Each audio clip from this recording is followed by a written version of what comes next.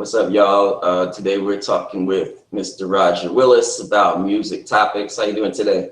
What's happening? What's happening, Bill? Everything's good. Everything's good. Tell us something about yourself to get started as far as what you do in the music industry. Wow. Well, I don't know what I want to be when I grow up. I'm still trying to figure that out. But the short answer to that is basically I'm a full-time studio owner. So I'm doing everything from recording to mixing. Primarily my role in the studio, and I have a couple of other guys that work for me full-time. But primarily what I'm doing more so than not is mastering. So that's kind of an area that I've kind of learned to really love and appreciate, and that's where my real passion lies. But I guess that's kind of the short answer.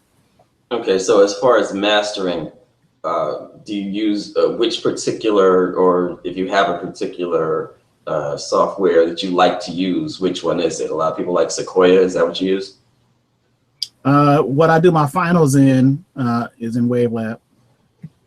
So okay. When I'm assembling the record, doing DDP images and all my metadata and all that kind of thing, I'm using WaveLab 8.5. I've been a WaveLab user for quite a while. Prior to that, I was on Bias Peak and others, but I've just kind of landed on the WaveLab thing. Since I really know the workflow, I just haven't found a reason to change. Okay, sounds good. So as far as mastering, what do you think about what I call full mastering, which is people just putting plugins on the tube bus and feeling like that's mastering? Well, I guess to some degree, if it's a single, then they could technically be correct, because mastering is so much more than that. When I'm mastering a single, I don't approach it the same way as when I'm assembling a combination of some form about how the record's going to sound, how the continuity of the record from track to track, things of those nature. Now I have to think about it differently. I guess if a person is happy with their mix and they just want to throw an L2 or whatever they want on the master bus and crank it up as a single, technically that isn't technically incorrect. But when we are mastering a compilation of songs for a CD or a record, we have to kind of think about it in a different way. So if you were doing it for a record where you're attempting to make things seem similar to what came before it, are there any tips that you would offer to the musicians or the producers or the mixers so that when they send you the files, it's more likely that you're going to come up with a cohesive project? Well, for one, I think that the standard rules apply in terms of leaving the mastering engineer some headroom. Although I'm working with, some Grammy-winning mixers that just don't want to do that. But it's to get the final output.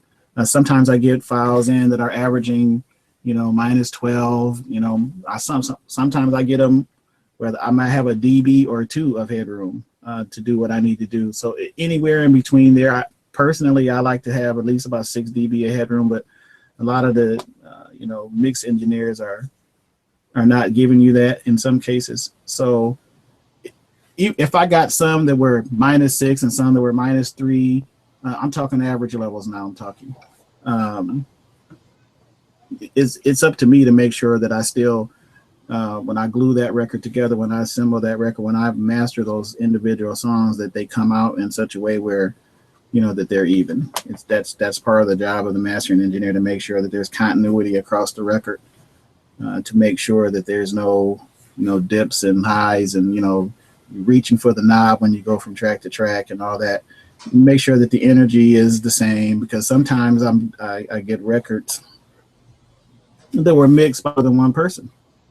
So half the record was mixed by this person and the other half was mixed by somebody else, and it's my job to make that not so obvious. Okay, so when you say headroom, are you talking about the amount that is under 0 dBFS, or are you talking about dynamic range? dBFS headroom. So like at the peak, sometimes some mastering engineers will say, hey, I don't care if you peak at 0 because that's not necessarily affecting my average volume, my RMS average volume. But I'm one of those people that's like, I would prefer to have 6 dB of peak volume, dBFS. I don't want anything basically at more than about -6 if I have my way. Because my average, most of those guys, as long as they're not doing any limiting on the master bus, which they really shouldn't be doing anyway, prior to mastering, the average volume is not going to be where it's going to be anyway. So, well, that's kind of what I was going to ask about, because as long as there isn't, you could just turn it down, correct? Like if somebody gives you something that's peaking at -1 dBFS, you could just turn it down another 5, right? And you could have your -6. Well, yeah, and again, I do get files that have peak information right at close to 0, and it doesn't necessarily bother me. What will bother me is if my average levels are way too high. Let's say, for example, I get a song that's got peaks at close to 0, and my average volume is at -6. Nothing I can really do. Right, and that's kind of what we're actually talking about, the same thing but from different directions. That's what I was talking about. Is I don't think it really matters where they give you the file. I think it matters how much they crushed it before they gave it to you. Exactly, and that's where the whole no limiting on the master bus thing comes from, because when you start to limit, you're in fact raising the average volume of those songs, and so to the point to where you really leave the mastering engineer no headroom. So in the case of, let's say, for that 0 or close to 0, one of the things I might do initially is I might knock a couple dB off the top of those transits anyway, just to give myself that room back if I need to peak back up there.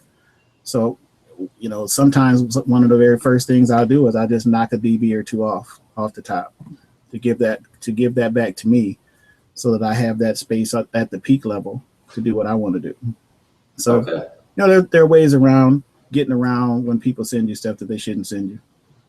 Yeah, I just had the same situation occur because I had actually mixed a bunch of tracks, and then it turned out that the tracks were going to be used as a cohesive project.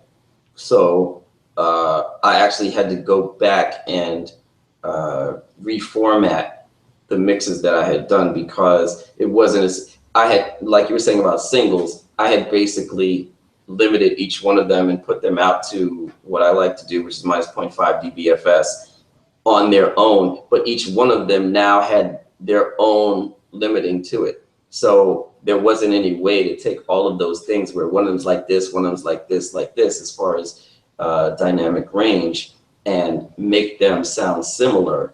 So I had to decide on what I was going to use as the limiting for the final project, and then rework the songs to actually work into that one limiting setup.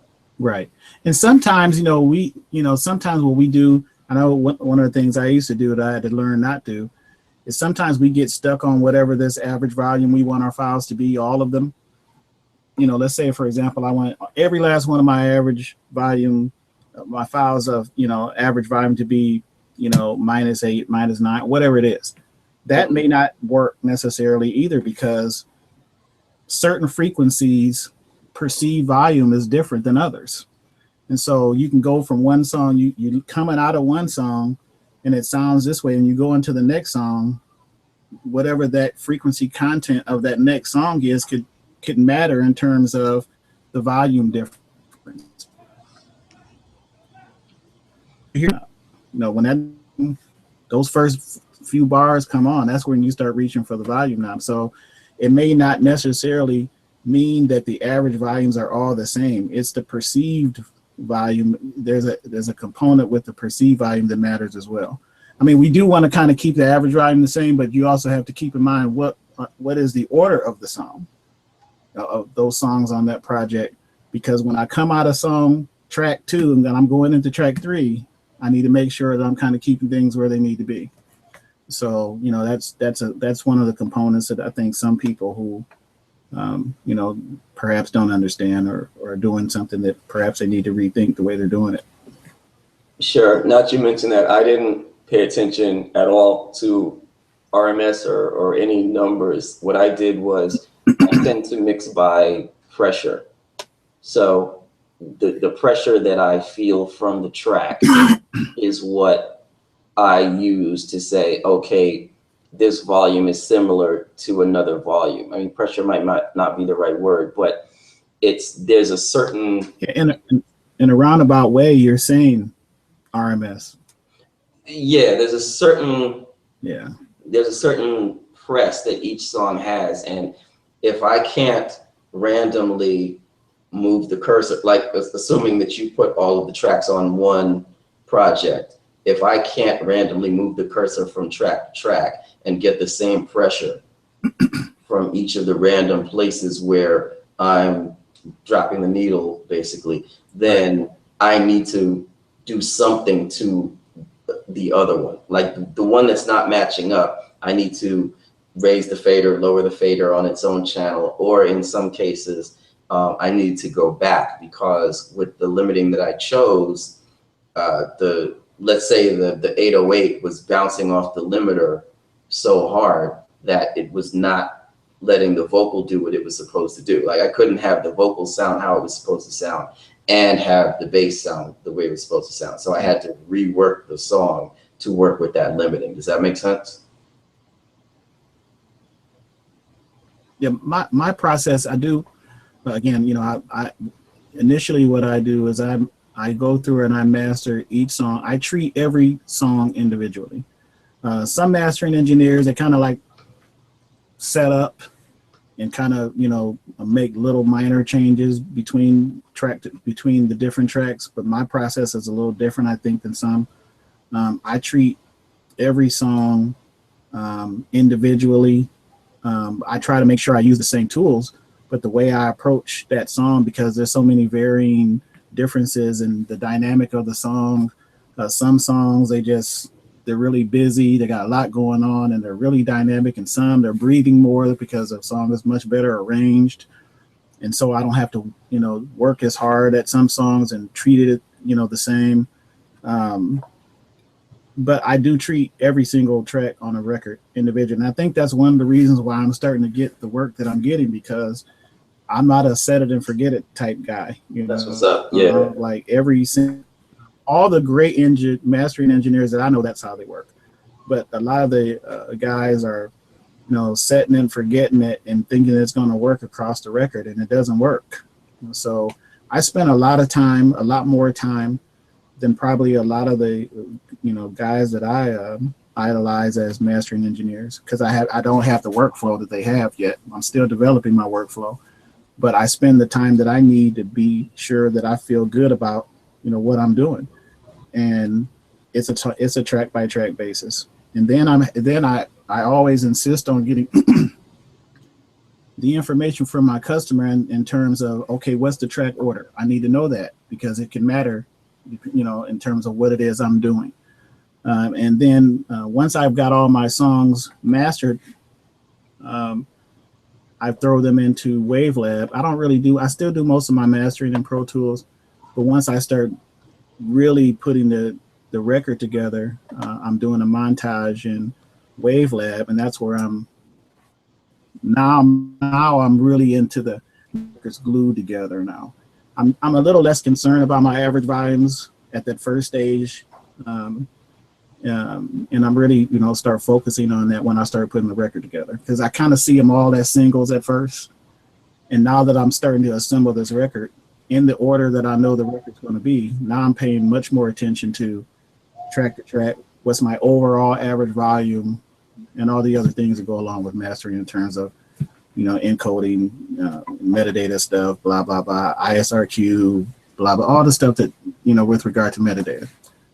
So, I don't know, that's kind of long-winded response, but I'm kind of long-winded. That's what the people need. But so that makes sense. I mean, it just so happened that in this particular case, I mean, I still wouldn't call it mastering what I did, but it just so happens that in this particular case, I was the one that mixed it. So I had access to the actual mixes. So I didn't I did kind of the same thing that you did, which was a track by track basis, but I didn't have to rely on what I could do to the 2-track because I could go, I had all the projects. So I could just go back to the project, drop the same limiting on that project, and then make the song work with the limiting for the whole project, and then bring it back into the list. Right, right. So what might be a typical workflow for you if you were receiving a bunch of tracks that's supposed to be on a cohesive project, but maybe it was produced by several different people, it's mixed by several different people, or it was mixed by one person, but it just wasn't mixed consistently? Yeah. Most of the time, one of the first things I want to know is from my customer, even because, you know, most of my customers, they're not engineers. So I usually want to get a reference, you know, from my customers in terms of what they're going for. What is it that you're, you know, that you're going for? And I, you know, pull those I'll pull those tracks into my project, and I'm, you know, bouncing back and forth all of that to make sure that I'm zooming in the area I want. But before that, what I usually tell my customers is, if you're not happy with your mix, don't think necessarily you're going to be happy with your master. The mastering job, the engineer's job, isn't necessarily to rescue a mix, you know. And sometimes people think that, you know, the mastering, you know, sometimes we can take a bad mix and make it sound better, and perhaps even, you know, representable, if I can make up a word.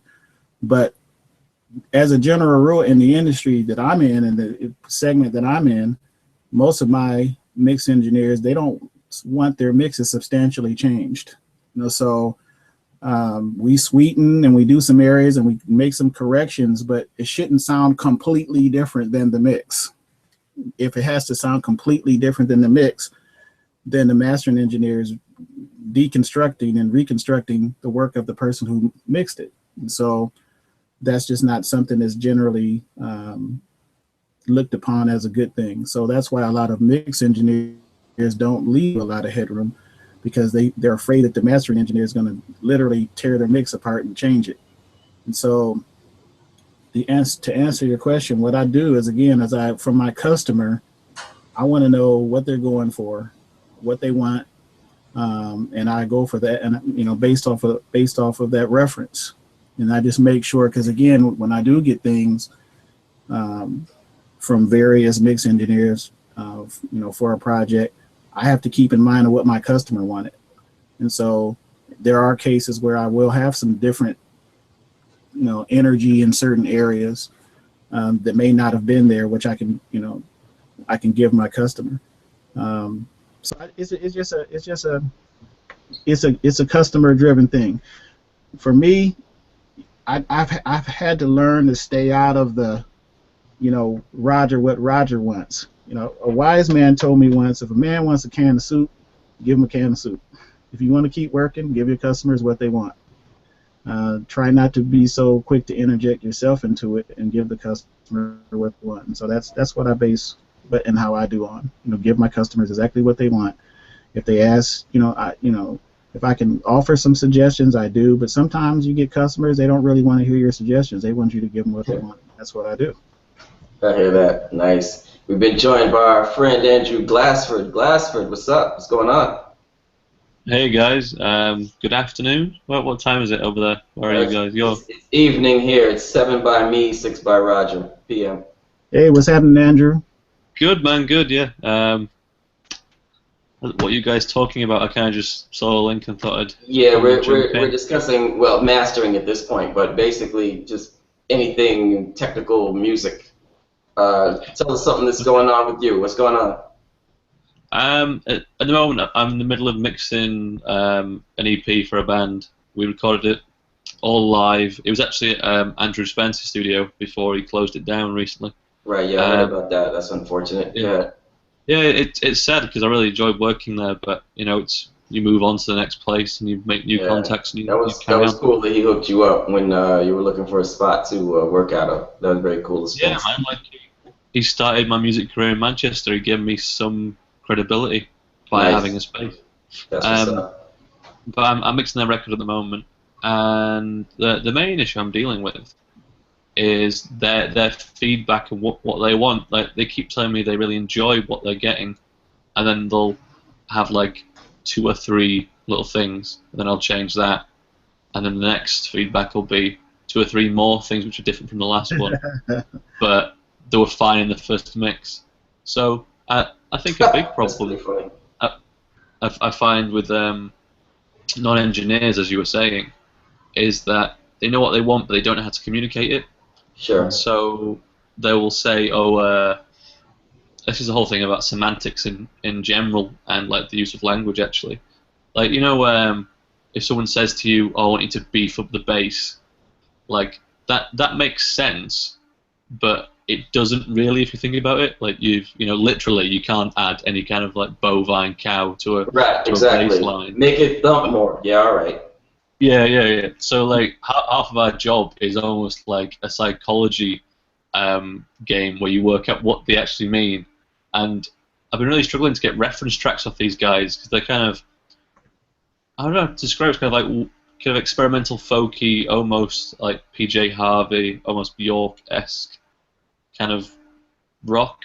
And then trying to find stuff that fits them and fits their mix criteria is really hard.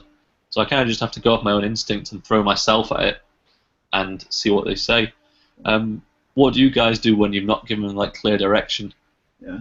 Is it the bass player that's saying he wants to thicken up the bass? No, just using that as an example, man. But like, what did they say to me? They were saying just stuff like when people use the word, what was it? Something really. I can't think of an example right now, but just kind of really vague terms that one of the things for me, if I can chime in on that, I try to limit the number of people I'm dealing with on a particular project because oftentimes there's a band, and I usually want to know who's speaking for the band. Let's limit, how many people I'm talking to, because unfortunately, a lot of musicians, their perspective is their instrument. Yes. I'm the bass player, I want more bass. I'm the drummer, I want more drums. I'm the guitarist, I want more guitars. But they're not thinking about the song necessarily. And unfortunately, a lot of bands, their material isn't arranged really well sometimes. And so that also complicates matters with regard to the mix because there's only so much sonic space. Everybody's got to find a place to live. And luckily, these guys are brilliant arrangers, but there's 7 of them. And so there's probably an internal war going on among the 7 about what takes precedence over what, and that sort of thing. And 5 of them sing. Yeah. It's bonkers, mate. But they're a great band, though. Those reference songs that you kind of mentioned earlier. I think that they become kind of important, to trying to get an idea from a reference standpoint what the band is shooting for. I think many of us that mix and master and whatever, we're doing ourselves a disservice if we don't try to, get that information or find some reference or some band or some record that's out there. It's what that customer is looking for to give us a path, if you will. And then there's also the thing that when I mix, I usually my mixes, my costs are flat, meaning that I charge a certain amount for a mix, and I give them so many revisions. Right.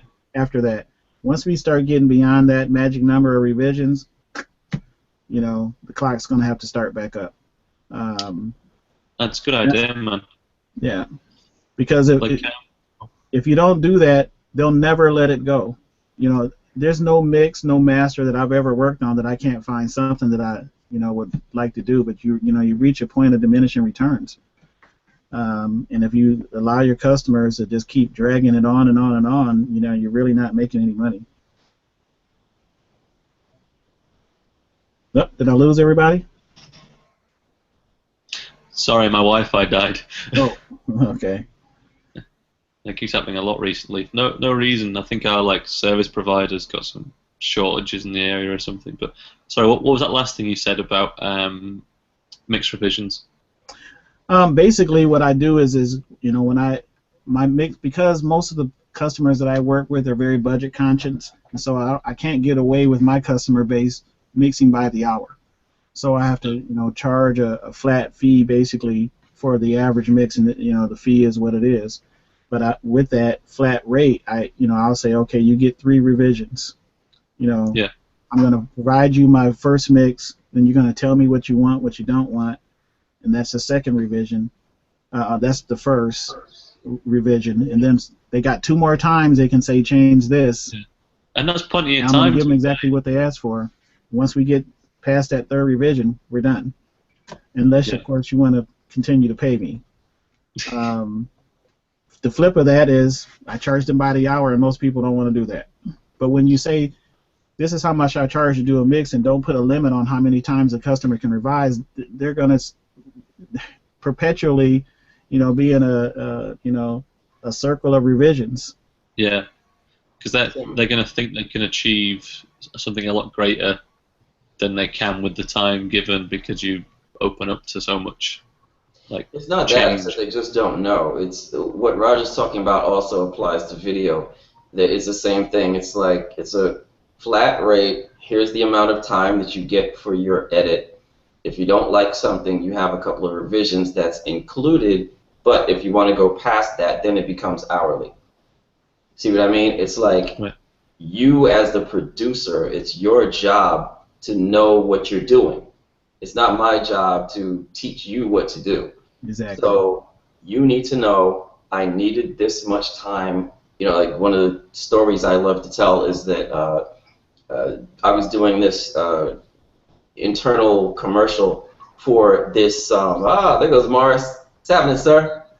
What's up, man? Hey, man. How's everybody doing? Everything's good. Morris Everything's needs a haircut. Hey, man, I've been tied up, man. Everybody can't be blood. I hope you're not chatting and driving. Like yourself. Yeah, me too. Pull over, pull over. I hope you're not chatting and driving. Just the point go hurts. Hold on, Rodger. Let me help you out real quick.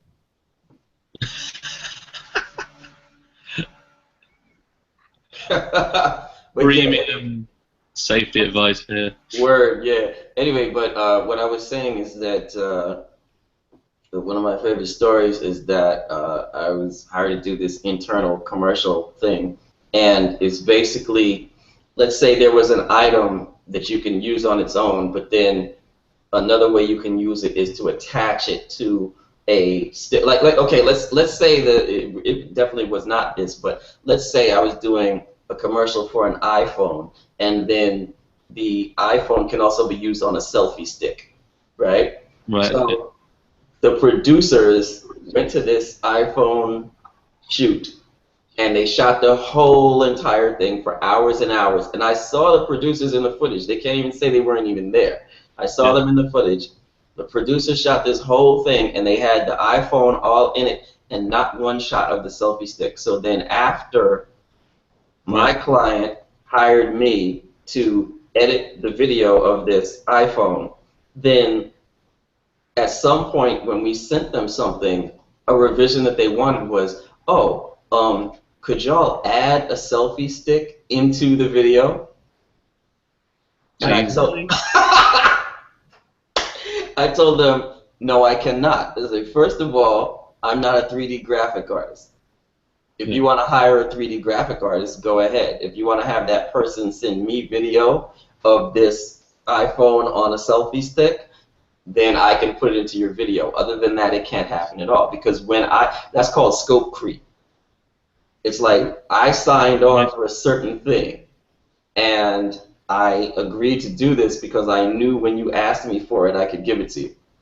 But now you're asking me for something I know I can't give you, so there's no hemming and hawing. It's just, no, I just cannot do that. That is not in my skill set. That I didn't represent that to you to be my skill set. This can't be done. You know? So it's the same thing with music. It's like, okay, I'm not going to sit here from January to June doing revisions for your song. where one person says turn the bass up, one other person says turn the bass down, turn the vocal up. We're not going to do that. You know, so you need to set something up where you have that flat rate, which includes whatever it is you're going to offer to them, and then say, after that, I'm available on an hourly rate to deal with extra stuff, because you should never get to that. Yeah. It should never. Yeah, so that's like the ultimatum. Like, if you're not happy after this, you know, I was the wrong person for the job. Right, but they still owe you your money, and if they want you to continue working on it, they owe you more money. That's the whole thing. Yeah, exactly. Yeah, I think it's pretty fair. Most customers that I've encountered pretty much understand, you know, or feel that it's reasonable to say, hey, you know, this is how much I charge for a mix. I'm going to give you this many revisions, you know, this many times to have me amend or change your mix to your specification.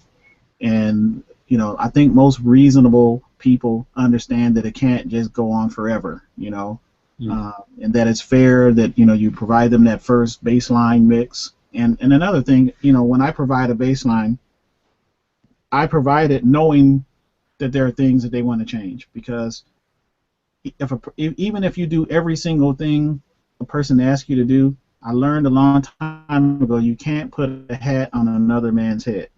Meaning, even if it's picture perfect, when you put the hat on my head, I'm still going to go like this, because they have to feel like they're involved in the process. So part of what I do when I send that first mix is I already know they're going to say, I want you to do this or that. And I'm getting them involved in the process, and I'm getting them to think about what it is they're changing it, and they feel better about it when they're involved. So I always leave them that room, but they also know that they've only got so many times that they can come back to me and ask me to change. So I want you to think about it, and I don't want to hear from 5 different people in the band. You know, the band or whoever needs to determine who's the focal person, who's the point person that's going to talk to you. And you take your direction from that person, whoever they are. Well, Good. Well, with this band, actually, we've just kind of set up today that they're gonna send me like a Google Docs sheet, and they're gonna like refine all their feedback into like one thing there, and then I can kind of send them links to the new mixes. So it's all gonna turn out all right. It's just taken a long while to get there. Like, they're fairly youngish guys, so I guess it's just, you know, early for them to do it as well. But it'll all turn out fine in the end. Yeah.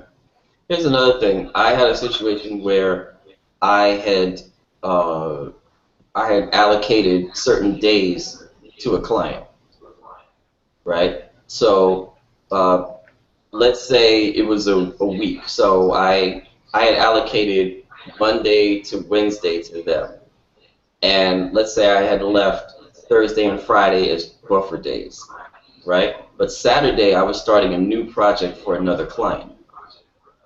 So that's another issue, is that, okay, let's say you go through Wednesday and whatever deal you made with them, they want revisions. It's like, I could do your revisions on Thursday and I could do your revisions on Friday. But after Saturday, I'm booked for a whole week. So if you're not done by Friday, you've got to wait a full week for the next chance that I'm open.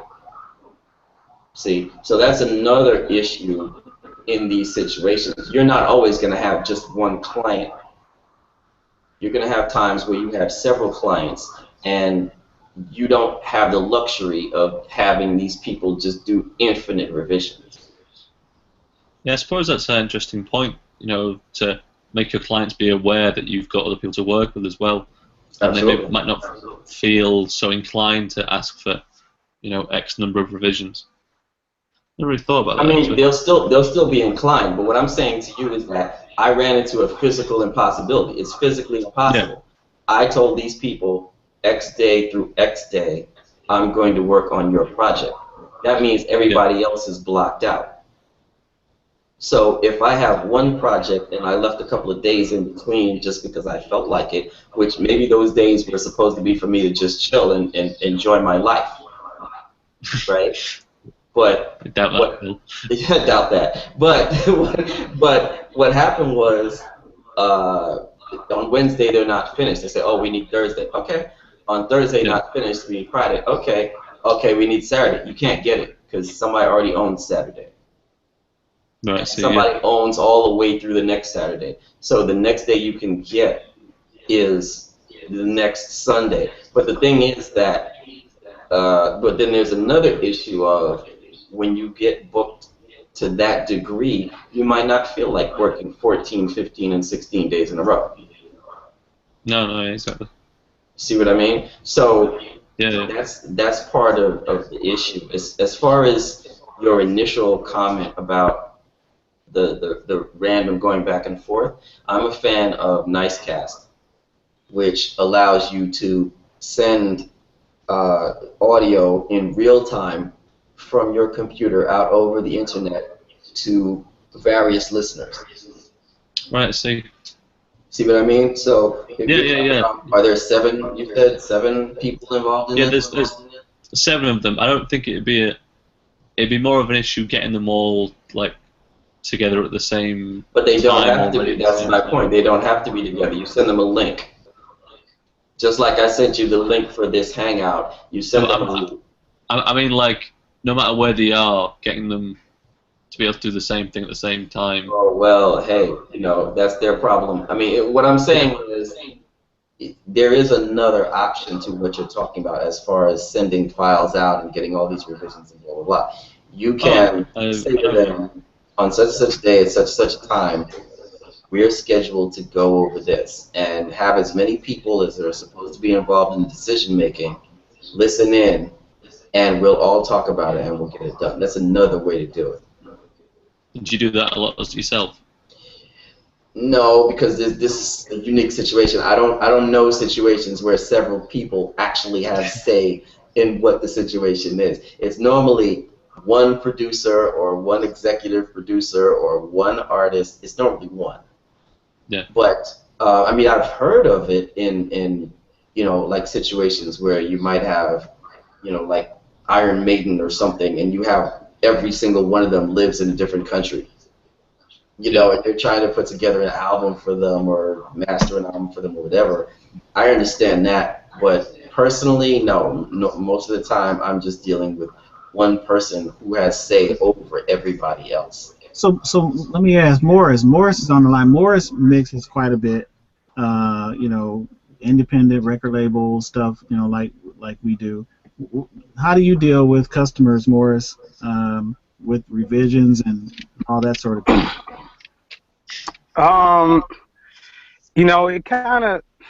It kind of depends. Most of the time, I try to be reasonable with it. I think you're gonna pretty much have people that, I haven't found anybody yet that's gonna want less than about 3 revisions, tweaks, or whatever. Just because any first mix I send out, I know it's not done when I send it. I know it's not at that final point, just because I know that they're gonna probably hear something that I may not have paid the same amount of attention to. You know what I'm saying?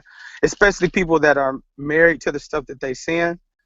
They have certain things that they want to be a certain way because they've listened to it so long with it being like that. So, and that could be sonically, it could be just, where it's panned or anything. So, the initial thing is just to try to let people see where I'm at as far as this is the foundation of where the mix is. And then, let's see where we are from there. And a lot of times it's okay, bring this up. And then a lot of times when you bring that up, okay, well, maybe you bring this down.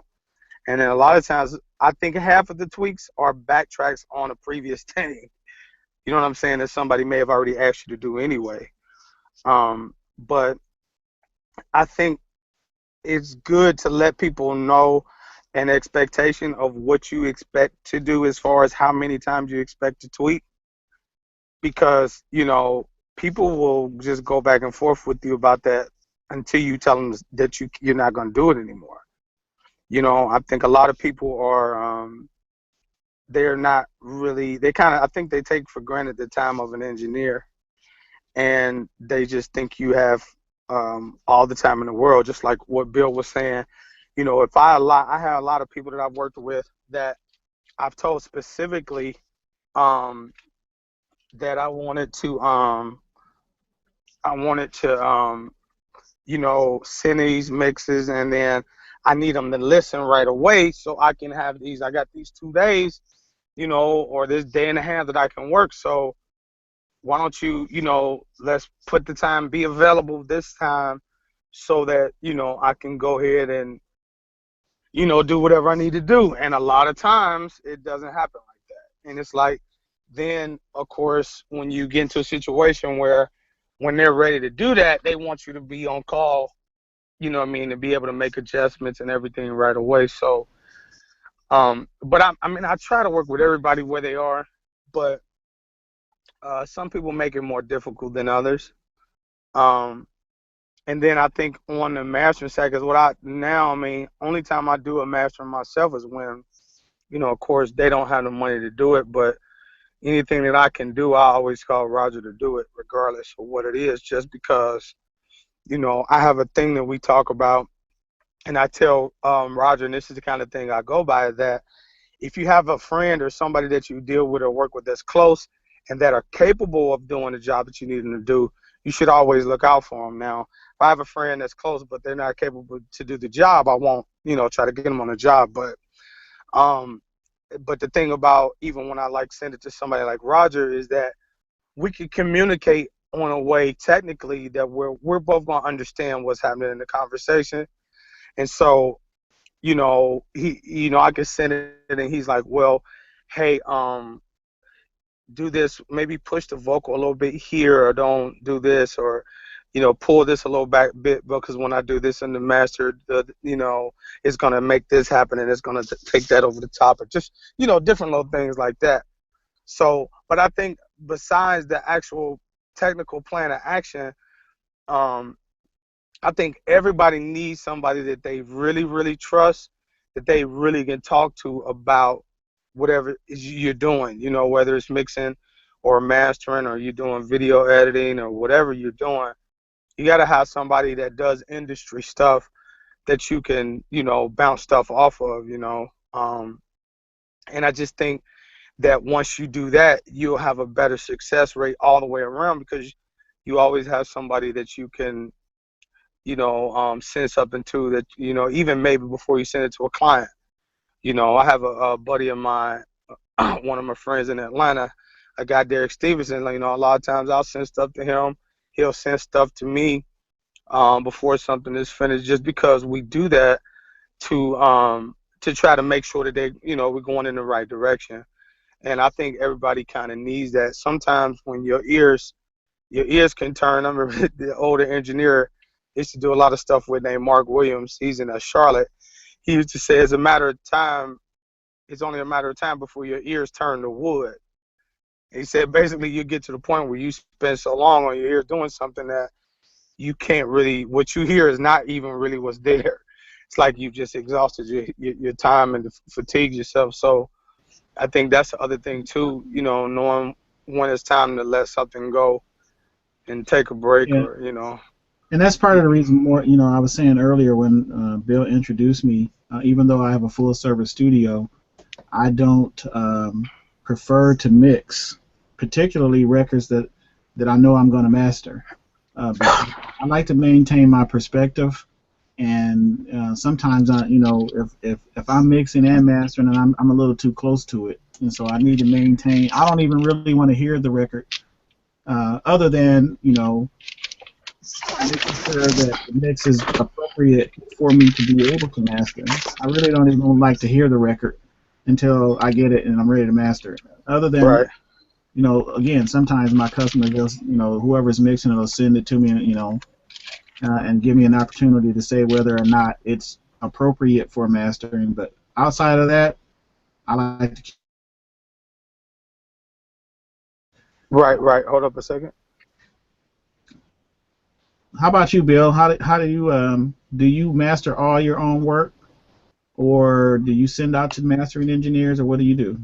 Or Andrew, or any of the other guys?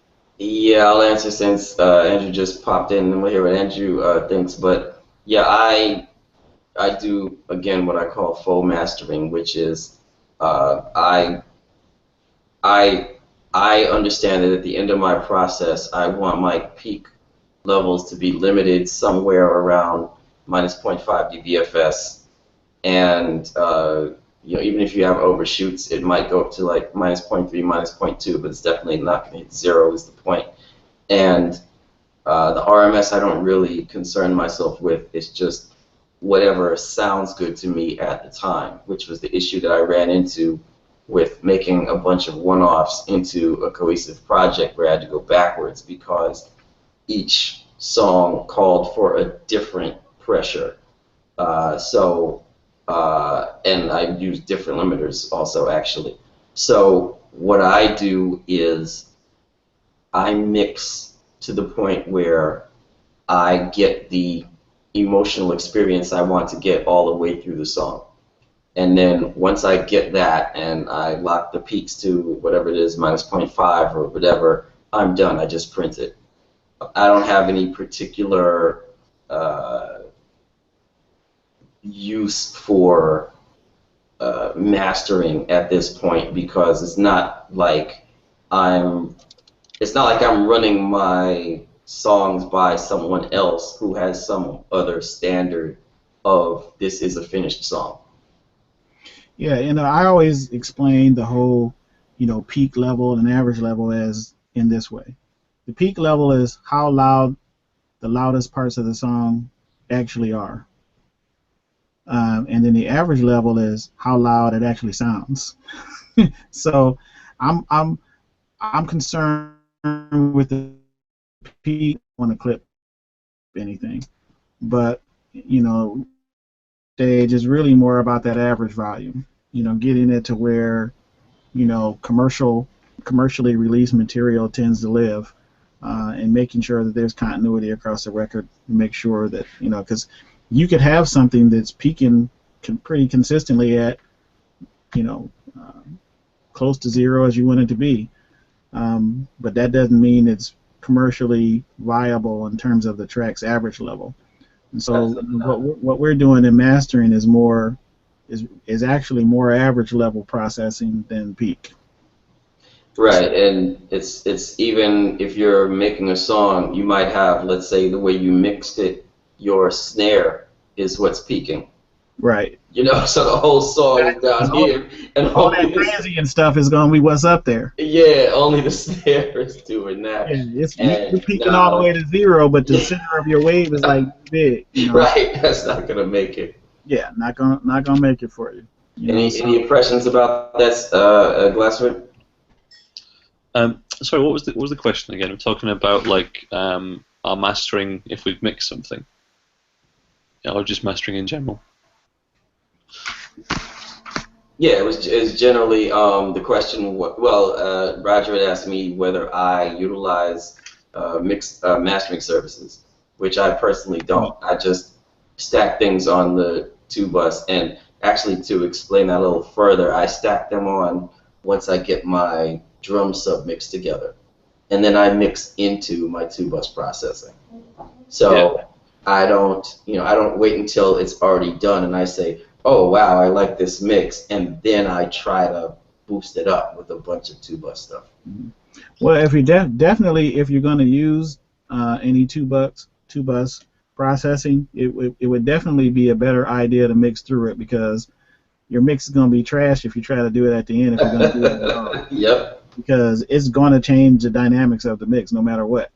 So if you're going to do it, then that's definitely the way to do it. Yeah, I've just started doing that myself recently. But I'll get nothing wrong. There's nothing wrong with any 2-bus compression or anything like that. For gluing purposes and all of that. But when it comes down to the limiting, now we're talking something else. In terms of if it's actually going forward to a mastering engineer, that's where we kind of like discourage people from doing that sort of thing. Yeah. So I've just recently started like getting my head around doing 2-bus processing a lot. I normally do it once I've got like my lead vocal and my drums together, and after that, like I'll put everything on and then see how it all balances out. With the mastering, it depends on how long the scope of the project is. So if it's like you know, 6 or 7 tracks, or like, you know, an album or something, and I mixed the first track ages ago, I'll probably set up a separate like mastering session for that and do them individually because of the time difference. And then I might feel different, you know, 3 months down the line than I did when I was first mixing it, and I prefer just to master it separately instead of going back into the mixes and mess with something that they're already happy with. I just make it a bit louder, maybe a little bit brighter, depending on what it was like. I did Ian Shepherd's home mastering masterclass actually last year, which was actually really good. And I'm knocking my mixes out, well, my masters out at -1, and look at about RMS. I don't think I couldn't tell you off the top of my head what it normally is, but I use that TT dynamic range meter quite a lot. Yeah. The online one and the offline one. I normally try to get it around about like in between 10 and 12 like dB of dynamic range if I can, but it depends on the material. Like, you know, if it's some hard-hitting dance music, that chances are that's not really going to happen, just because everything's so intense all the time. Well, I used to do that. I used to do what you're talking about, and the reason why I say I don't really mess with the numbers anymore is that at some point when you do it long enough, you can hear it. You can hear when you get to the point where, okay, it's getting better, better, better, better, better, now it crapped out, right? So it's like once you boost something up to where you're not hearing what you want to hear anymore, you just bring it back down. And maybe that's -8, you know, dynamic range, maybe that's -9, 10, 11, 12, whatever. But you can hear it. It just becomes an issue of, I don't really care what the number says. I care that the way I mixed it, I can't push this anymore. And then one of the other issues is that if you get to that level where you push it and it craps out, you might want to bring it back down, rebalance your mix, and then push it again. Yeah, sometimes though, the reason why it's crapping out, you know, there may be ways to get it even louder if that's what you're looking for, but the reason why it's crapping out may be the way, you know, your limiting is set up in terms of you know, attack and release and things of that nature, or maybe perhaps, you know, they're assessing that you may be able to do, or maybe you can filter, you know, and let's say a lot of times, you know, the low end tends to be what gets, you know, pushed out of the way when we're, you know, compressing too hard. And so there's ways to like there's certain tools out there that it can allow you to ignore that, you know, band of frequency and work on this part, you know, to be able to raise my level. Or again, sometimes if the attack and release is not appropriate for the music, then that could also cause a problem. If it's attacking too fast or attacking too slow or releasing too fast or releasing too slow, not with the music, then it can definitely impact, you know, your ability to get a level where you need it to be. You know, so that becomes, you know, those are some little tricks. And then not only that, when it comes to final limiting, a lot of times we'll use more than one limiter. You know, we'll do our limiting in stages, not just all at once. Because sometimes when you try to get too much out of one thing, it turns out to be with EQs. You know, I may use several EQs to get to a point where I need to get, because if I try to use one and I'm you know, doing too much with one, I need to do smaller increments with more. And even with limiting, I may use 3 limiters. I may use 2. I may use 1. It just depends. You know, so I don't necessarily want to, you know, push something, you know, 8, 9, 10, 12 dB on one limiter. I mean, if I need it 8 dB, I'm probably going to use a couple limiters, and, you know, go for some with this one, and to control this part of the mix, and I'm maybe going to use another limiter to do this. You know, so I think sometimes we get caught up in the, you know, let's do it all with one EQ. You know, even in the mix, let's do it all with one EQ. Sometimes doesn't work. You got to use more than one in order to be able to get, because the harder you push something, particularly if it's not a linear phase type, you know, the more phase shift potentially you start to have, and you start creating problems for yourself. On top of that, the limiting might not be the answer at all. Your answer might be clipping. So you might not want to limit what you're doing, which is basically, let's call limiting high ratio compression. That might not be what you want to do. It might be that you might want to stuff your whole mix into a clipper, which isn't actually going to duck anything, but it's going to cut everything off once it gets to a particular level. If that sounds good to you when you do that, that's a choice you might use. Another way that people do that is the people that use converters is some people clip their converters.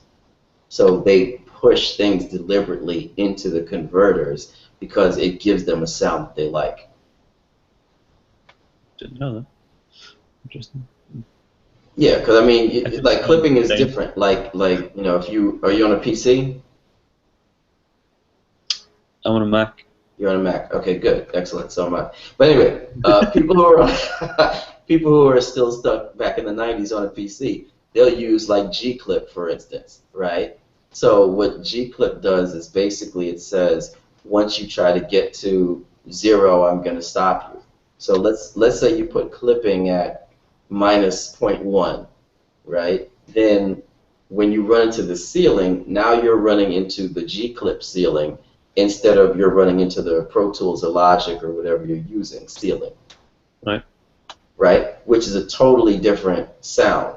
Well, let me ask you something, Bill. When we say clipping, I want to make sure that everybody is on the same page with how you're defining clipping, because I define clipping as if you're over 0. Okay. You know, now when we start talking about, from my day, you know, before all the digital stuff, you know, people that taught me, you know, we would say, you know, somebody behind me would say, hey, drive the desk, drive it, meaning that I'm driving it harder, and I'm driving those analog stages harder, and you do get to some saturation.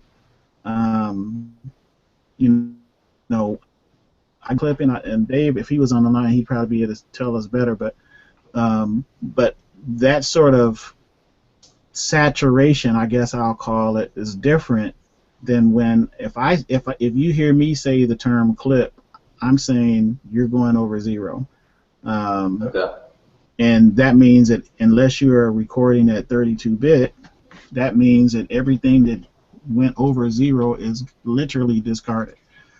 Speaking of the whole 32-bit thing, I want to ask a question about that, because a lot of people, I get asked this in my classes a lot. You know, some of the newer versions of the DAWs out there with Logic, Pro Tools, what have you, they have the ability to be able to record at 32-bit. Is everybody kind of clear on what that means and what the advantages might be of recording that way? Do you mean in the sense of instead of tracking at 24, as in like you're taking more information at 32-bit? I'm not sure what the floating point difference is with that, to be fair. Okay, anybody else? Because I teach this all the time. Well, no, I'd like to hear about it. The only thing that I have to say on this topic at all is that basically the way DAWs work right now, you can go as loud as you want on any of the individual channels so long as you don't clip in the way that you're speaking about, Rodger, on the 2-bus, and you're not going over 0 on the 2-bus, except for the fact that the way some of your plugins are built, you might clip your plugins, so you might want to watch for that. Not that that's a bad thing. Clipping a plugin could sound good, but what I'm saying is you really can't clip you can't run into problems on the individual tracks. The only problem you can run into is when you're translating it to the final file. Let me chime in right there. So we're talking about two things. What you're talking about is really more the mix engine. You know, we have a 32-bit floating point mix engine, which is pretty dominant at this point. For us Pro Tools users, Pro Tools HD prior to version 9, maybe even 10, the Pro Tools HD version, which I'm an HD user, was a 40-bit fixed bit and not a floating point. So within the floating point environment, in terms of the mix engine, it's virtually impossible to clip inside that world until you get out the master bus. But that's not what I'm talking about when I ask about 32-bit. I'm talking about we record at whatever sample rate we record at, and then there's that what bit rate are you recording at. And so what I'm asking is, are we aware of what the difference or advantage might be to recording at, let's say, 4832 as opposed to 4824? Personally, I'm not, and I would love to hear it. Okay. So here's the deal. A lot of people don't know this. If you're recording bands, which I do a lot, I record at 32-bit, and here's why. You still clip when you record anything over 0. It's still clipped, and in 24-bit, it's clipped and discarded. It's gone. You can't. It's gone. Right. The difference with 32-bit is it's going to show clipped, but we all have these byte gain adjustments now. And the difference between 32-bit recording and 24-bit recording is that 32-bit, it doesn't discard what went over 0. So you're able to actually go and rescue that recording and pull what went over 0 back down below 0. Does that make sense? You got that? Yeah, kinda. Okay. So let me use a visual. So let's I understand the concept, but I don't understand how. I suppose it's not going to clip, is it? So that information isn't going to be distorted and ruined, so it's still fine. It's just. Yeah. So let's say, for example, I'm recording something, and I don't know if you can see this. Let's say the top of this represents 0.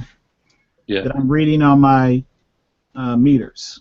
Okay, I'm not talking about a gain stage issue where I'm clipping through my preamps, and I'm not talking about any of the gain stage. I'm talking about the input that I'm actually the level that I'm actually recording into Pro Tools or into Logic or whatever. Right.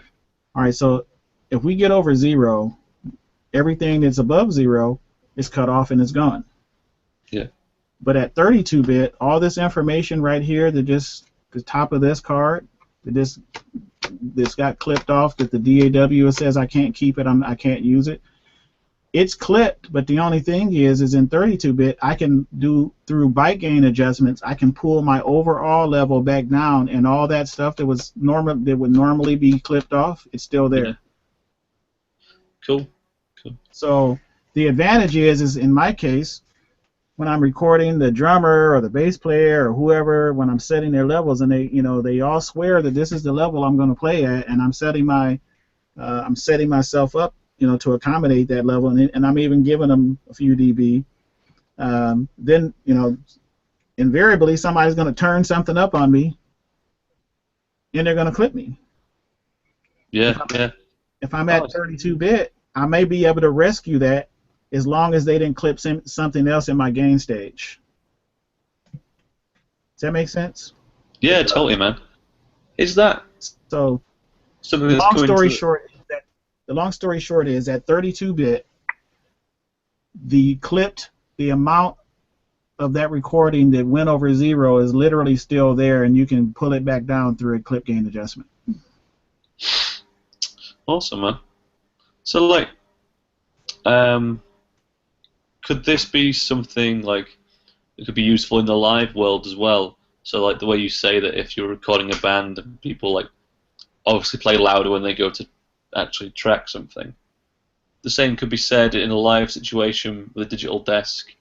Could that help that, or is this a totally different remit? I might be talking out my arse here. Well, in a live scenario, again, if it goes over 0, it's gonna sound clipped. I mean, because that's what that's what it does. That's what those systems do. But the question is can I rescue it? Oftentimes it's like, hey, if we're recording at 24-bit, hey, you clipped me. I need to recut that part. I need to recut that pass because you blew me out of the water. You clipped me. And how it's going to be recorded into your DAW, everything that went over 0 is literally gone. Yeah. And there are tools that we can use to try and fix that, like RX. As a mastering engineer, I have to use, I have to have all kind of tools for all kinds of situations where RX4 and RX3 and those tools can go in and try and rescue something that's been clipped. But the nice thing about 32-bit is I don't have to rescue it because all that clipped information is still there. Instead of it being literally cut off like a guillotine, cutting off the top of your head, Bring it all down. it allows it to stay there. It's going to play back clip until you do a byte gain adjustment and pull it back down. So sometimes we get clipping and recording that you never hear because it's the tippy top of a transient or something like that. Yeah. But once it starts getting into the meat of the sound, now we start to hear the clipping. Right. So it's like with 32 floating point. No, we're talking mix engine now. Straight 32. Yeah. Right. When we say What's the difference between that and floating point then? I'm sorry? What's the difference between 32-bit and 32 floating point? Most of the time when you hear most of the plugins that we use and the mix engines in most DAWs today, they're all floating point mix engines. Now, there are a couple that are out there that are 64-bit floating point engines. Like I can think of Sonar as a 64-bit mix engine. Studio One is a 64-bit mix engine. And basically, that's what the long and short of that is how much headroom do I have within the in the box. How much headroom do I have to be able to push things without it literally clipping within the box? The flip side of that, if I can say this real quick, is many of us that use models of plugins, let's say, for example, if you're a UA guy, in which I am, I own all of the UA plugins, everything that they have. When we're dealing with models of plugins, LA2As and whatever else, those still work the way they would work, and so they're not going to conform to all this headroom that you think you have in the, within your mix. Yeah. So they act just like the real piece. But when all the stock plugins and a lot of the other plugins that are not models of actual hardware, they conform to that whole mix engine and headroom. They inherit that. So if you're a Pro Tools user, as an example, starting with Pro Tools either 11 or 12, the only time you see red is when you're in record mode. Now they changed the color of that clip to an amber or a yellow, and it's letting you know that, hey, if this gets out to my master bus and makes it to your speakers, it's going to clip, but inside the mix engine is not actually clipped. With the exception of a true model piece of a true model plugin. Model plugins, they work like the actual piece. You have to respect that piece of gear just like the actual piece. But like DSP stuff or Metric Halo or any of these guys that are not models of actual pieces of gear, then you're able to push those in ways that you can't push a model plugin. I know I'm rambling. Stop me anytime. No, it's good. It's good information. Yeah, no, I'd like to add to what you're saying that what you're talking about was part of the slowing down of my learning process. The first DAW that I bought was Logic, and so people would say, okay, the Logic compressor, you can switch it to different ones. You can have FET, you can have Opto, blah blah blah. And FET's supposed to be the 76, and the Opto is supposed to be the 2A, and blah blah blah, right? And you would read things, or you would watch videos, or whatever, and people would say, when you do this, it's supposed to react like that, and it just wouldn't. And it's what you're talking about. At this point, I'm like, I don't have all the UAD, but I have all the UAD that I want to have. So I got all the 76s and the 3As and the 2As and the Fatso and all that stuff. I got all that. So it's totally different when you put a Logic FET compressor, which is supposed to be a 76, and a UAD 76 on the same thing. I mean, besides the fact that there are textural differences. Right. And how the UAD will like bring up the noise floor, so it almost acts like a reverb and all of that. Besides all of that, you can't get the reaction from the stock Logic FET compressor that you need to understand what people are trying to teach you when they tell you about things. Yeah, and that's a perfect example, because again, when we talk about the FET and the Opto and this and that, a lot of times those types of compressors are saying, hey, an opto compressor, as an example, isn't the best compressor to use if you've got fast transients, as an example. So it's like like a LA2A. They're not the best type of compressor if you're trying to compress a snare, or Right. like a plucking bass or something that's really fast. Now I need to go over to maybe a FET or something. There's all kinds of brands that fall into these buckets. It's a FET, it's an opto, or so you have that issue first, and then you have, in the case of the LA2A from Universal Audio, now you have, okay, this is an actual model and it's a type. So the model is going to act like the actual hardware piece, and so you hear things that you don't hear with some of the stock plugins. It may be opto or FET or what have you, and then on top of that, the opto or FET stock plugins, they're probably going to be 32-bit float plugins. So I can push that plugin wherever you want. I cannot push the UA plugin, because the UA is an actual model and you have to treat it the same way. You're going to hear noise in that plugin that you're not going to hear in some of the models, because the model is like, okay, it's a type of plugin, but it's not an actual, you can't. In other words, what I'm saying is my stock Logic opto compressor is not the same as a LA2A. It's just the type of technology that it's mimicking. Yes. Yeah. If I can, say it that way. It's the same kind of movement without the same kind of sound. Right. It's not an LA2A. It's just an opto type compressor to let you know that, hey, this is the type. This is how this compressor is going to react. This is how it's going to work, and that sort of thing. So other than good. Excuse me, gents, but I've got to go to bed because it's nearly 1 Sure o'clock you in the do. morning. It's like, what is it, 2 by you? 2 a.m.? 1:45. Okay. Yeah. Thank you very much. Real quick, Andrew, right? Yeah. Real quick. So are we clear on that 32-bit thing? Yeah, totally. So it means basically you won't clip inside the door at 32-bit unless you're going out to the master. Right, and the key issue is that it doesn't discard it. You can actually keep the information. Yeah. You're a good teacher, man. I see why you get paid for this. Thank you, sir. Thank you very much, guys. Have a nice evening. Good deal. Thanks for dropping in, man. Catch up with you. So, all right, what do you think about the 44 versus 48 versus 96 thing? You being a video guy, I'm sure you're going to appreciate this. My thing is I never record at less than 48, because we know that on video, audio target rate is 48. 48, yeah. Okay. I personally think that recording above 48, there are times when I think it's appropriate.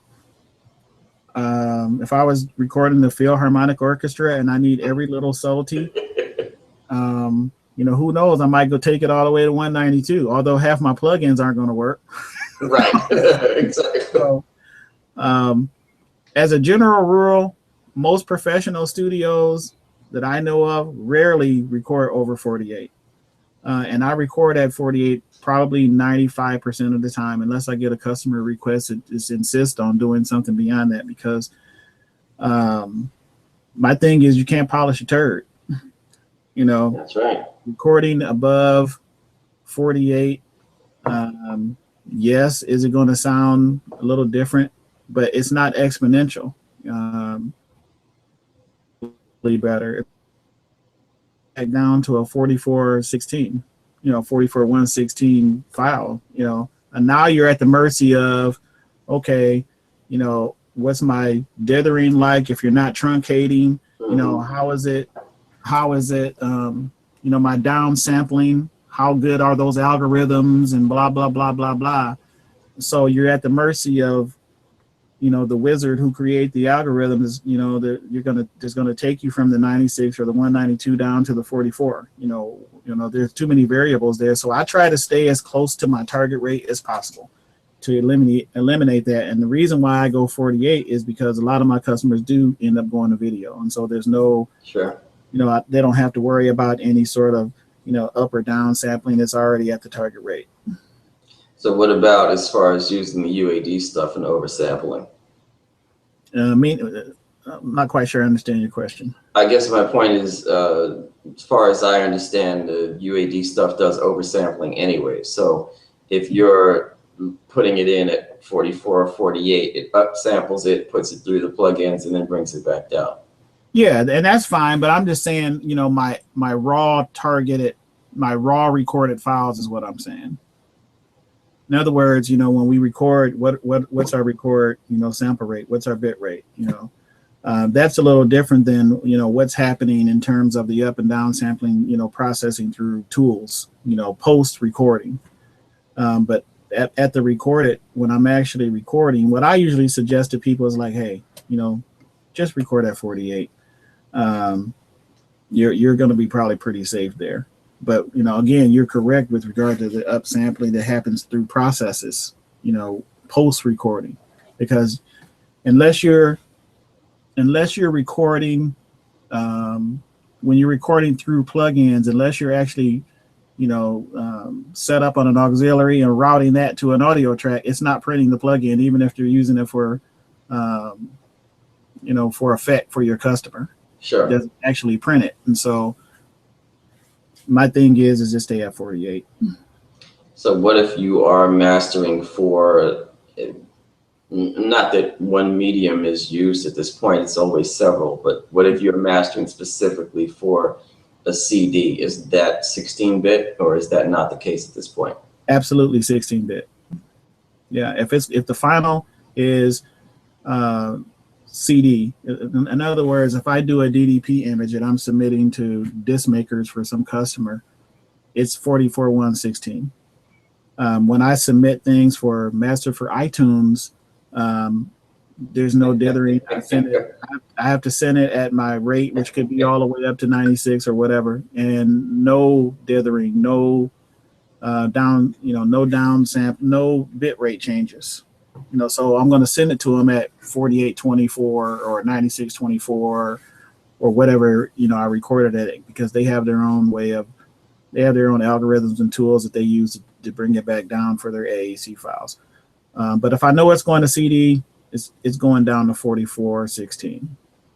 Okay. So as you've mentioned, mastering for iTunes, do you have any specific opinions on that concept? I would probably appreciate, and I guess I got to be careful. Yeah. Just in case the powers to be at Apple ever hear me say this. What people don't understand about mastering for iTunes is that doesn't mean that the person who mastered the work is actually good at mastering. Roger that, yeah. So it doesn't mean that the work's going to sound better necessarily, because someone has that ability to badge mastered for iTunes. What it means is that it conforms to Apple's technical specification, and whether something sounds good or not is very arbitrary.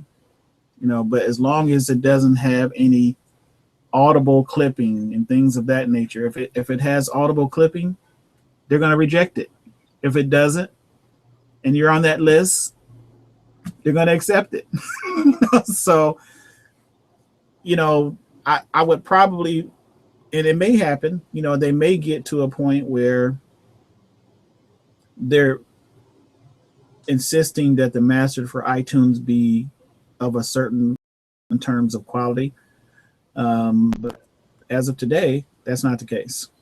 There's stuff that's out there that's master for iTunes. It sounds like crap. And then there's stuff out there that's not mastered for iTunes. It sounds great. So it just kind of depends on the engineer. Okay. So, that's the thing that bothered me so much about going through the process. It's like, there's no holding to a certain standard of quality with regards to the mastering. So you've spoken a lot about mastering. You mix also, or are you focusing on mastering at this point? No, I do mix. Yeah, Okay. there's a lot of records out there I've mixed, but my preference is mastering. Is it? Okay, why's that? I just, it's not as long a process with mix. True. With mix, like man, you want another revision? If I had the luxury of some of the great mix engineers, the Pensados and others that have assistants that clean up the tracks and set up and all that kind of stuff, I probably would enjoy it more. Yeah, I hear that. But it's like I don't want to do. You got to fix it before you mix it. Yep. So I don't like doing all that. I don't want to. I don't want to do that. I have people that work for me that do, but I mean, sometimes they're not full time necessarily, so yeah. I prefer not to mix. And then I have people like Morris and other people that I partner with, that I, send my mixes to, and it's collaborative. And plus, I'm helping them, they're helping me, and we're kind of spreading the love around. So I got a group of people that I work among, that they send me all their mixes for mastering. I send them stuff for mixing, blah, blah, blah, blah, blah. And so it kind of keeps us all. I see what you're saying. So if somebody sends you a project, since you would rather master it, you'll send it to somebody else to do the mix, and then you'll put the finishing touches on it. Exactly. Because 9 times out of 10, unless it's a budgetary reason, which does happen, I'm not going to mix it and master it. Because I don't feel like I can be as, I don't feel like I can be as, what's the word I'm looking for? Objective. Mm-hmm. And I'm too close to it, because when you mix a song, you hear it hundreds of times, and you're just way too close, unless you can put some distance in time between the time you mixed it and mastered it. And usually that's not the case. So usually, it's mixed and, they're going right into mastering. The thing I don't like about being a mastering engineer is, I'm usually the mix engineer gets all the time in the world, and the mastering engineer's got about a day to get right. a million songs done. Right. So that part sucks. But it is what it is. And something one of the other guys was saying earlier, time and all that our customers don't try to put first on my list what was last on yours. So respect what I do, and sometimes I have to say no to a job. Because at the end of the day, we work for credit. And, as to the point that I made on our last hangout, I'm like, we're getting, lost in the shuffle in terms of being recognized for the work that we do. And I think you chimed in on that. But my thing is it used to be a time you'd pick up a record and turn it around and see liner notes, yeah, recording engineer, and so we could refer our customers back to that. But the way music is being distributed now, a lot of that's being lost. And so sure. Guys that are out there doing great work are not really being recognized in terms of people who wouldn't even know them being recognized for the work that they do. And that's why it's unfair that, in my opinion, that Apple and other outlets don't include or ensure, mandate that they receive that information. It can be in the metadata and all that stuff. Mm-hmm. But again, who's to say that stuff isn't stripped off? When by the time Apple gets it, who's to say that the metadata that was submitted with that record is still going to be there? So I'm fighting, to ensure that people like myself and you and others that that are working behind the scenes in the industry, get the credit that we deserve to get as for the work that we do. Sure. Yeah, that's an interesting point. One of it only happened to me once ever in life, but somebody asked some kind of question such as, if I'm such a good video editor, blah, blah, blah, how come I'm not on IMDb? Right? Mm-hmm. And that's all well and good, but IMDb is for people who aren't already known. Mm-hmm. People know who I am. I get work through word of mouth. People call me up I've never heard of and ask me to work with them. Right. So I don't need to be on a website, right? That's the first part of the answer. The second part of the answer is it's not my job. Putting projects on IMDb is the job of the producer or the production company. It's not the job of the editor who they hired to do the project. Right. And it's the same way with Grammy and stuff like that too. Right. You know, in fact, you know, as a mastering engineer, the way the mastering engineer can potentially earn a Grammy is way different than the way the mix engineer, you know, gets to earn the same Grammy. Yeah. Mastering engineer has got to be like record of the year, you know, in that category. But the mixed engineer, you know, gets a Grammy if the artist gets a Grammy, you know. So it's just like all of this. Yeah. Then on top of that, we have to notify them, or even if, you know, I get an artist that's nominated for a Grammy, I have to notify them and pay to get my little certificate. Yeah. So well, that's the thing. Yeah, we spoke with Ryan West, and he has not only Grammy certificates, he has Grammy medals, which I didn't even realize existed. You know, and that was the thing, is that unless you're in certain categories, the mixer, even the mixer, isn't eligible. Right. Yeah, and that's, you know, it's, and again, you know, when someone's submitting or considering me to master a record, I have to have a portfolio of work, oftentimes, that I can point them to, you know, so that I can attest to, you know, my ability to be able to deliver. Right. And I can say all I want to. Yeah, I mixed this record. Yeah, I mastered the Dr. Dre Chronic album, or what. You know, I can say it all I want to. Yeah. But if I can't prove it, it doesn't mean anything. Right. So it's taken a long time for me. I mean, I'm not an exclusively gospel guy, but that's my niche, and I've got a pretty good one at this point. Nice. In terms of, I've got Dove Award, you know, winners and nominees, and, you know, Grammy winners and nominees, and, you know, so I'm working at a high level in that genre, and I've carved a niche out for myself in that arena. Nice. And hopefully it leads to bigger and better. But right now, gospel music don't.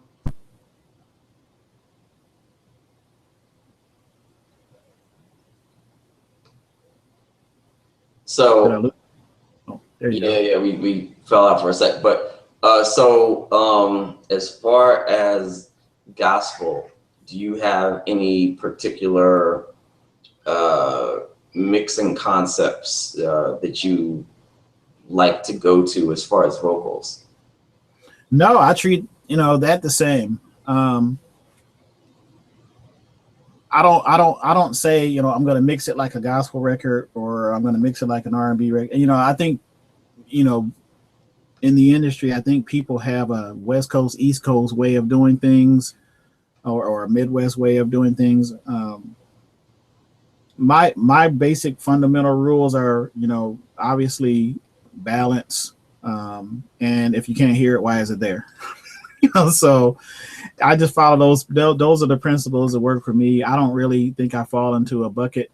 I do think it's important as a mix engineer to study all genres of music, so that I can understand what my customer is looking for. I mean, I mix country albums, you know, Latin music. I've got customers across many different genres, and I appreciate all that various different music, and I try to understand how it's done in gospel, or how it's done in country, or how it's done in, Latin music, or, you know, I've even got mixed jobs that I've done for people from and various countries in Africa and different other, you know, so I have to try and understand what their expectation is. But when it comes to the fundamental way that I do things, I do them the same way. When I'm getting reference tracks and things of that nature from my customer, now I'm understanding, okay, this is what they want it to sound like. This is how they want their vocals tucked or not, or this is the way they want to kick the sound or not.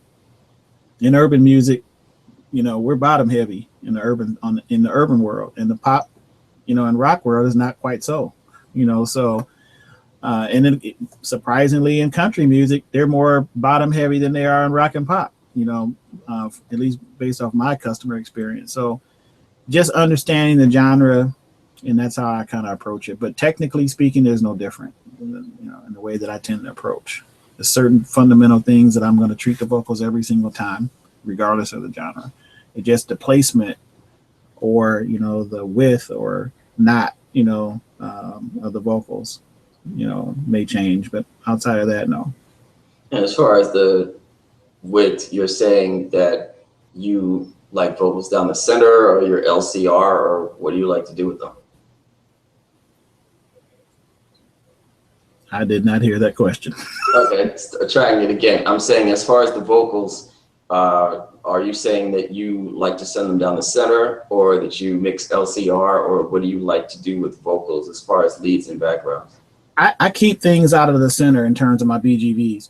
I spread them because, again, when I mix, I think about the panorama of the music. A mix should have three things. To me, they should be tall, deep, and wide. And I'm always keeping that in my head when I mix. And I also transport myself as if I were the listener to the live recording. And I'm thinking, one of the biggest problems I find with, if I can say this, amateur mixes, is that they're not respecting the panorama of the music. And being mindful of where things should be and how you're able to transport the listener to an experience and not just a mono track, basically, where everything's running down the center. Drums, there's a way a drum sounds when a person plays drums, and it's not like this, Right. Transport. I want to hear them going around the kit, or, the bass player is kind of over here and the lead guitarist is kind of over there, and that sort of thing. And not only that,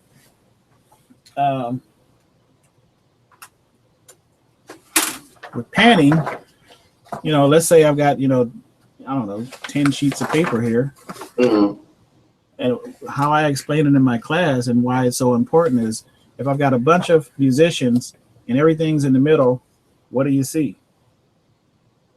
Just one piece of paper. Exactly. But when we start panning, you start to see this. My paper's all stuck together. In essence, what you start to see is, oh, there's the bass player, there's the guitars, there's the drummer. Oh, now I can hear them. But when everybody's in the middle fighting for space, not gonna happen. Not gonna translate so well.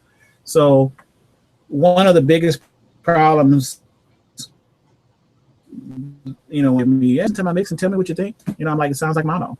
There's no separation. You're clearly not getting the width, that you should have, and you may have one or two elements. You may have height, you may have depth because you overuse too much, reverb and delay and that sort of thing, but you have no width. If you don't have those three things, to me, it's just not commercially viable. It's just going to be amateurish. So sometimes people think the answer is, oh, let me get another plugin. Oh, have you heard of this plugin? But you don't understand the fundamentals of something that I just pointed out, the panorama of the music, so that's going to be important. One of the things I said last week is, I think the fundamentals of this thing we call recording, mixing, mastering, that's kind of what's missing to me. What I hear is someone who doesn't have a firm grip on the fundamentals of mixing, of mastering. The easiest songs to mix are the ones that were recorded the best. Yeah, tell me about it. Sometimes we're as a mix engineer, as an example, we're asking ourselves, how come my mix doesn't sound like Dave Pensado's or whoever else? Well, the guy's got stuff that was recorded by the best recording engineers and using the best tools and techniques, miking technique, and proper use of microphones, and knowing how and when to use this mic, and how to match this mic up with that mic pre, because we all those sorts of things that we consider when we're recording. And then Dave gets a bucket full of files that were recorded fantastic, and his job is so much easier. Sure. Yep. But most of us end up with crappy stuff that was recorded crappy with crappy tools, crappy techniques. Everything about it's crappy. And I was a mix engineer. We got to somehow try to make it sound like this commercial record that the guy gave me as a reference. And again, can't polish a turd. So we have to start off at the beginning, making sure that as we all come up in this industry and learn how to do what we do, is that we're learning proper ways of recording, proper gain. I keep saying this whole gain structure. Gain structure means from the beginning to the end. If this were a microphone, this microphone has limitations, and I can clip this microphone and not clip what I see as an indication while I'm recording because I've overwhelmed the mic. Maybe it's an SPL issue. This mic can only handle so much SPL, and if I go beyond that, it's gonna sound like crap, but that doesn't mean I'm clipping my level. So using the right tools and all that sort of thing and recording at the right level. A lot of times I get these guys that say, "Oh, Cordis, how did you?" Well, that's a bunch of, to me, it's not true. That's not how we should record. People don't know the difference between VU and DBFS and what they're looking at. 0 and DBFS is not the same as 0 and VU. Yeah. So these sorts of things. And so again, why we had to use compressors back in the day when we were doing tape, because again, we got to get above all that noise from all that analog gear. And so we had to have loud, we had to have a hotter level, because if you're not going to get over this noise, you're going to hear it. So we got to record louder, but we got to use a compressor to make sure we're not going beyond where we want to go. And so that's why those waves looked like this back then. Today, we can do all that compressing and all that dynamic treatment post-recording and preserve all those dynamics that some of that music didn't have. Because the noise floor with 24-bit and 32-bit bit rates, the noise floor is not the same as it would be for those guys back in that day. And even 60, a much lower noise floor, the higher you go with that bit rate. And so there's no need to record that loud. So I usually tell people, hey, you want your mix to sound better, go home and re-record it, just record it at a lower level. And then play it and tell me what it sounds like. And then they come back and they say, wow, I can't believe how much better my music. Oh, okay. Stop recording so hot. Who told you that? And even you look in the manuals at some of these, interfaces you get, they say the same thing. Oh, record it as hot as you can, just don't go over 0. It's like, it's the biggest lie that I hear. So it looks like it's just me and you, Bill.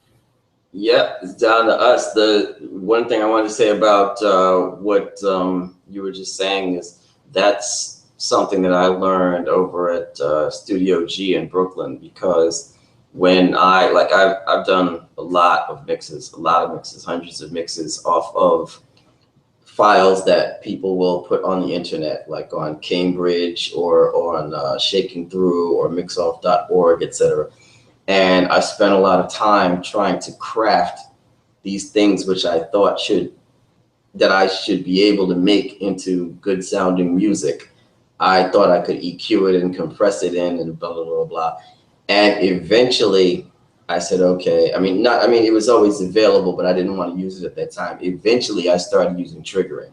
Mm-hmm. So eventually I just started using drum replacement. So it's like, okay, here's a kick. I understand when they wanted the kick to go off, but I'm not going to try to do all this stuff. I'm just going to replace it with what it really should sound like. Like, hey, man, you made my drum sound amazing. I'm like, to be honest with you, those are not your drums. At all. Exactly. Yeah. Right. So I did that. But then even though I was doing that, then if I wanted to make a drum room or something, I'm using an EQ or something. Not EQ, I'm using a reverb or something. Like I'm using a room verb or a hall verb or something like that. So when I actually went to Studio G and listened to somebody playing drums in a live room that's coming through professional mics, that's going through a Neve console, that's going through professional monitors, it's being listened to in a treated room.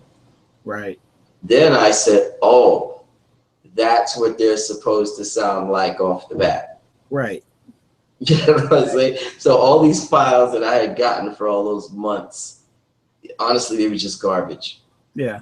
It did not, it was a kick that didn't sound like a kick. Right. It was a snare, it didn't sound like a snare. So what ended up happening was I had demoed the UAD Ocean Way. Yeah, before. I love that. Oh man. I had demoed it before and I was like, okay, yeah, this sounds great and all that, but I don't really need it. Mm-hmm. When I demoed it after, I said, okay, this is the sound that I just finished listening to. Right. You know, let me take this kit, put it through Ocean Way, in the Ocean Way room, through these microphones. You might have 3 sets of them or whatever you're going to do, move them wherever you want to move them. I said, this is what I was listening to. And then it was a watershed before and after. And that's the thing, you know, again, a lot of times we don't have that point of reference that you got, you know, to understand what something's supposed to sound like when it sounds good. You know, because many of us are at home, we're recording, it sounds good to us, but then when a guy who really knows what something is supposed to sound like hears it, it's like it sounds like crap. Right. One of the, you know, and one of the things that I kind of pride myself on, and I learned to respect.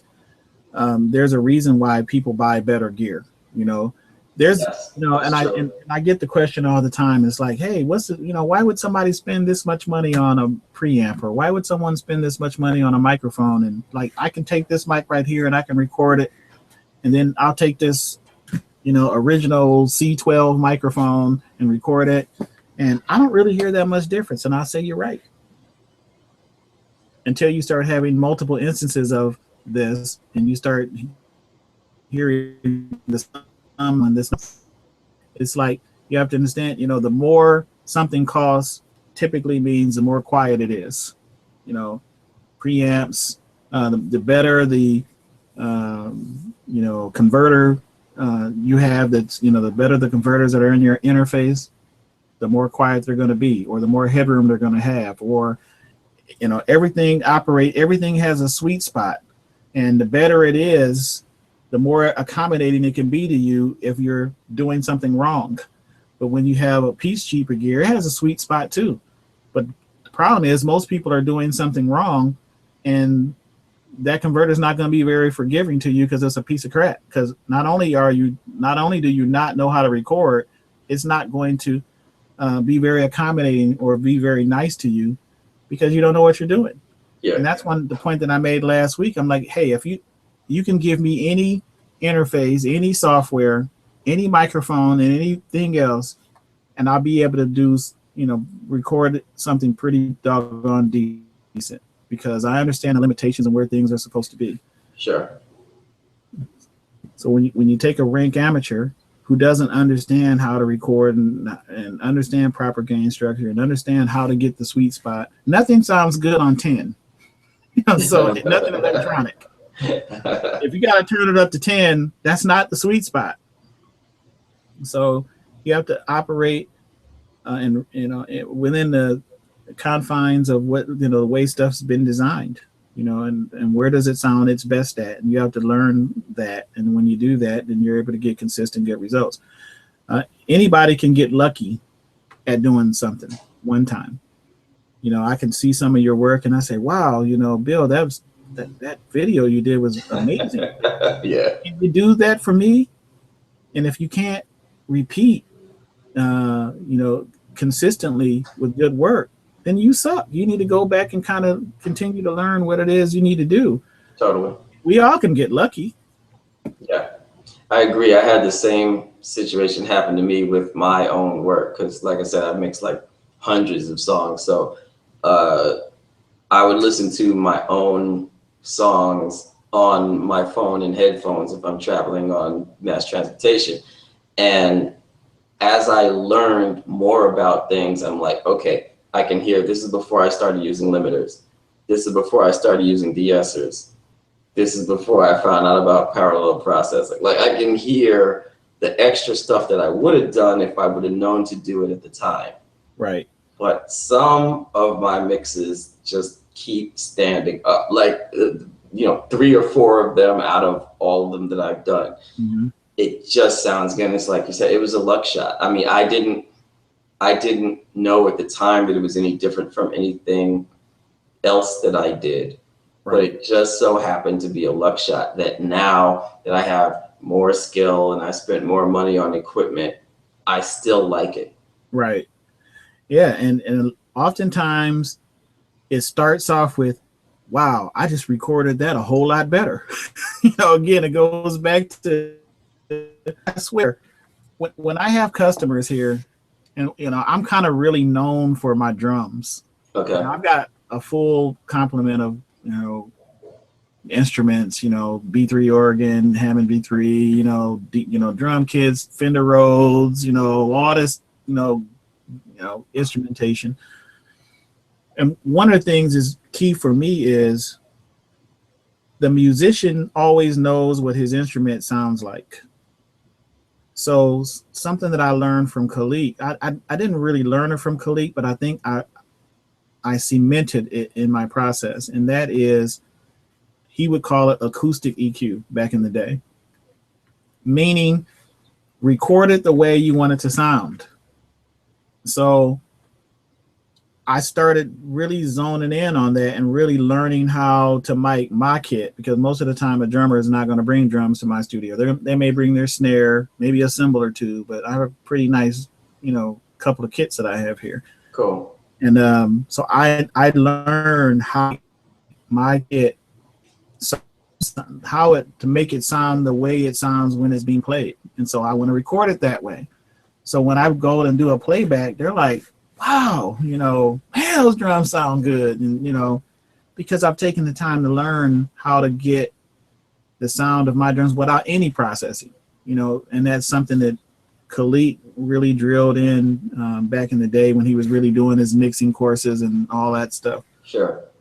The whole acoustic EQ. When a singer is singing, they know what they sound like. When a bass player is playing his bass, he knows what his bass sounds like. And if it doesn't sound like that, even in his mix, something's wrong. He's not going to play as well if it doesn't sound like his instrument. And so I spent a lot of time making sure that the mixes that I send to these guys sound good, and that when I play it back, it sounds like what I just heard. And so now when I'm getting ready to mix all these buckets of paint that I call, I've got high quality paint to be able to mix with. And that's why the Dave Pensados and the Bruce Woodine, the Chris Lord-Alges, and all these other guys doing this great work. Half the work's done for them already. You can just play that stuff back and it already sounds great. You don't have to do a whole lot. And as a mastering engineer, when I get mixes from high-end mix engineers, my job's pretty easy and it's pretty lucrative. Nice. So I don't have to do a whole lot. Other than make sure that I do, put the record together right and, make a couple adjustments here and there, but they're minor. At the mastering side, I'm, making changes in like half dB, here or there, maybe a dB, but if it's much more than a half dB or dB, it's too, something was really wrong with the mix. I don't have to do these wide changes in mastering that I have to be concerned with. So that's kind of the reason why I like it, because I can turn out a master pretty quick and, make some decent money. That's what's up. Very cool. Appreciate it. So excellent convo, Rodger. Thank you very much. Let's get together and do it again real soon. Any places that people can catch up with you on social media or websites or whatnot? Say again? I would say thank you for the convo. It's definitely educational, and let's do it again real soon. Is there a place where people can get in touch with you as far as social media or websites or whatever? Absolutely. Obviously, you can reach me on Facebook, Rodger Willis, Rodger with a D. My studio does have a Facebook presence, although it's not updated very often. I took my website down recently. I'm actually revamping the website, but you can reach my Studios website at newbp.com, NEWB as in boy, P as in papa.com. It's currently down, but you can reach us back there. It's just, my website was kind of long on the tooth, so it was time to make some changes, and I just decided to take it down. I'm actually going to be hosting it myself here now instead of with my provider on top of that. So Cool. Yeah, but I can be reached there. Hit me up. I'm all about music. I'm all about so even more side. I feel like technical things need to be correct first, and so I'm really big on that. So. Not promising to answer everybody, but hey, shoot me a message. Maybe I'll help you. Maybe I won't. That's what's up. Excellent. Appreciate it, man. So let's chat again real soon. All right. All right, for sure. All right. Appreciate it. Have a good day. You too.